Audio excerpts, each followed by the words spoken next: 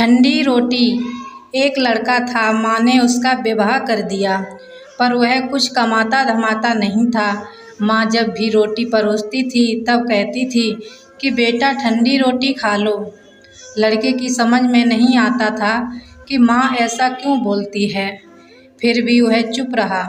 एक दिन माँ किसी काम से बाहर चली गई तो जाते समय अपनी बहू से लड़के की पत्नी से कह गई, जब लड़का आए तो उसको रोटी परोस देना और रोटी परोस कर कह देना कि ठंडी रोटी खा लो।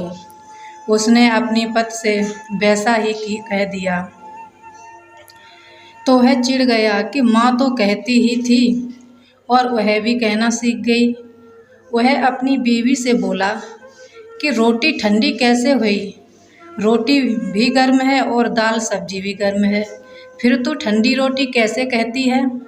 वह बोली, यह तो आपकी माँ जाने, आपकी माँ ने मुझे ऐसा कहने को कहा था, इसलिए मैंने कह दिया। वह बोला कि मैं रोटी नहीं खाऊंगा, माँ तो कहती ही थी, तू भी कहना सीख गई। माँ जब घर आई तो उसने बहू से कहा कि बेटे ने भोजन कर लिया। वह बोली, उन्होंने तो भोजन किया ही नहीं, उल्टा नाराज हो गए।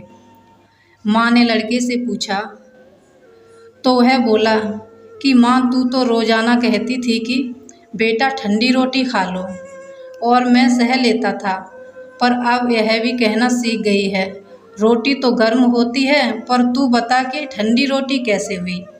माँ ने अपने बेटे से पूछा कि तू बता ठंडी रोटी किसको कहते हैं।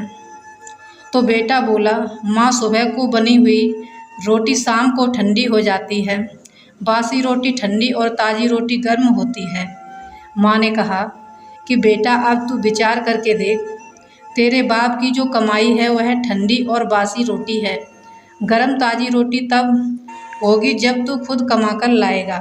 लड़का समझ गया और माँ से बोला कि माँ अब मैं खुद कमाऊँगा और गर्म रोटी खाऊँगा। दोस्तों, यह वीडियो आपको कैसी लगी? अगर वीडियो पसंद आई हो तो हमारे इस चैनल को सब्सक्राइब करें और बेल आइकन ऑन करना ना भूलें। धन्यवाद।